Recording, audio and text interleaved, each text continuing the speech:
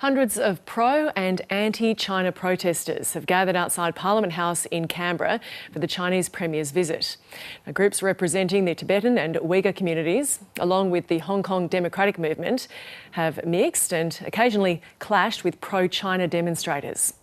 Ted Hui is a lawyer and former high-profile opposition politician in Hong Kong, and he joins us now from Adelaide. Ted, thank you for your time. Now, watching these protests playing out in Canberra this morning, I know you were at the protests in Adelaide at the weekend. Can you describe to me what happened there, and was it a mixed crowd?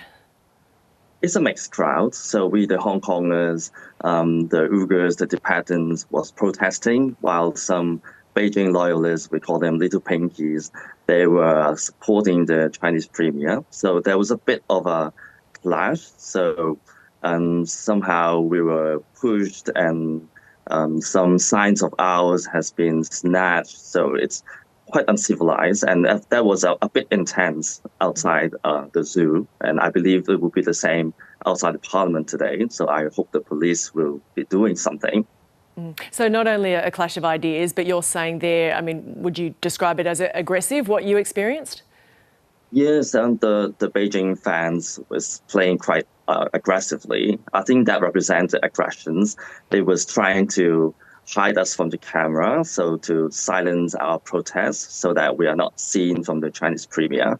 And this is quite regrettable. And so they are doing this on Australian soil, just to silence dissent. And this is happening in China, and I hope this is not happening in Australia. And to be clear, mixed in amongst the crowd, it wasn't two sides of protests as we would usually see.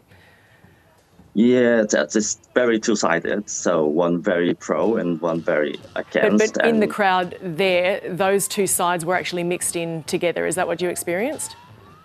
Yes, they are close together. They are mixed together. That's why all the pushing and all the snatching and scolding, it's all happening. Now, Ted, the so-called panda diplomacy at the weekend, also dubbed by some panda propaganda, at Adelaide Zoo, of course. Now, Adelaide, we know, has a relatively large Uyghur community. How is such a playbook event received by them and also others who are critical of Beijing? The Uyghur communities, also the Hong Kong Tibetans, we are feeling a bit disappointed, to be honest, to see Penny Wong's and Albanese shaking hands with the Chinese Premier, and to be very happy about the pandas.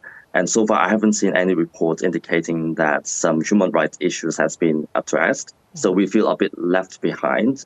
So in the past, we did see Penny Wong, for example, speaking in public statements about Hong Kong's trial court cases over dissidents and supporting Hong Kongers. We feel grateful of that. But this time, with the Chinese Premier's presence, it seems that they are all behind. So I'm afraid the Australian government would be sending a wrong message that human rights issues can be tradable with wines, with pandas, with this all soft tactics that's a part of Beijing's propaganda, but Australians are playing in it. So this morning's meeting that's taking place, that would be an opportunity to raise these issues. What do you want to see the Australian government, that is, prioritise at the meeting? And would you like to see that publicly noted, or are you okay with it being in private?